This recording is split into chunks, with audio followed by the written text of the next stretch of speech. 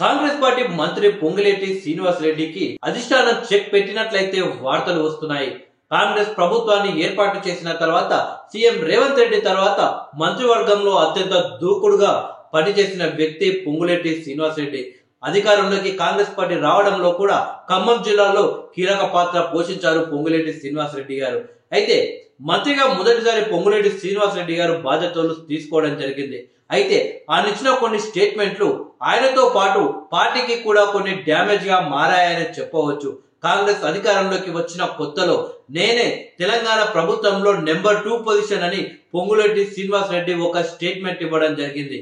అయితే దాంతో కాంగ్రెస్ పార్టీలో కొన్ని రోజుల పాటు పార్టీకి ఆ యొక్క స్టేట్మెంట్ అయితే ఇబ్బందిగా మారిందని చెప్పవచ్చు. ముఖ్యమంత్రిగా రేవంత్ రెడ్డి గారు, ఆ తర్వాతి పొజిషన్ లో డిప్యూటీ సీఎం గా బట్టి విక్రమార్క గారు ఉన్నారు. కానీ పొంగులేటి శ్రీనివాస్ రెడ్డి సీఎం కుర్చీపైనే కన్ను వేశాడు.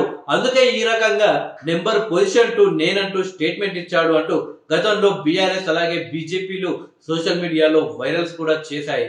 అయితే ఆ తర్వాత మరికొన్ని రోజులకే తాజాగా దీపావళికి ముందు పొంగులేటి మరొక స్టేట్మెంట్ ఇవ్వడం జరిగింది.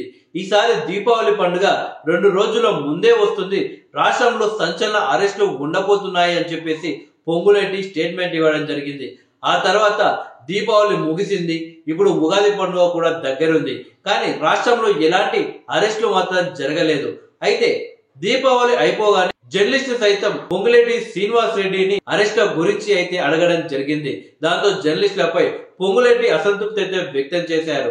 అయితే తాజాగా కాంగ్రెస్ పార్టీ ఎమ్మెల్యేలు జడ్చర్ల ఎమ్మెల్యే అనిరుద్ రెడ్డి ఆధ్వర్యంలో కాంగ్రెస్ పార్టీ ఎమ్మెల్యేలు భేటీ అయినట్లు, ప్రభుత్వంలో కీలక మంత్రి అయిన పొంగులేటి శ్రీనివాస్ రెడ్డిపై అసంతృప్తితో భేటీ అయినట్లు, ఆ తర్వాత ముఖ్యమంత్రి రేవంత్ రెడ్డికి పొంగులేటిపై కంప్లైంట్ ఇచ్చినట్లయితే వార్తలు వచ్చాయి.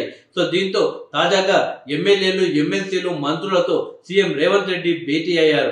అయితే ఎమ్మెల్యేలను పట్టించుకోండి అంటూ మంత్రులకు రేవంత్ రెడ్డి వార్నింగ్ ఇచ్చినట్లయితే తెలుస్తుంది. ఏ జిల్లా మంత్రి ఆ జిల్లాలో పర్యటనకు వెళ్ళినప్పుడు అక్కడ ఉన్న ఎమ్మెల్యేలకు తప్పనిసరిగా సమాచారం ఇవ్వాల్సిందే అని తేల్చి చెప్పినట్లు తెలుస్తుంది. మొత్తానికి పొంగులేటి శ్రీనివాస్ రెడ్డి దూకుడుగా అయితే కాంగ్రెస్ పార్టీ కళ్ళెం వేసినట్లయితే తెలుస్తుంది.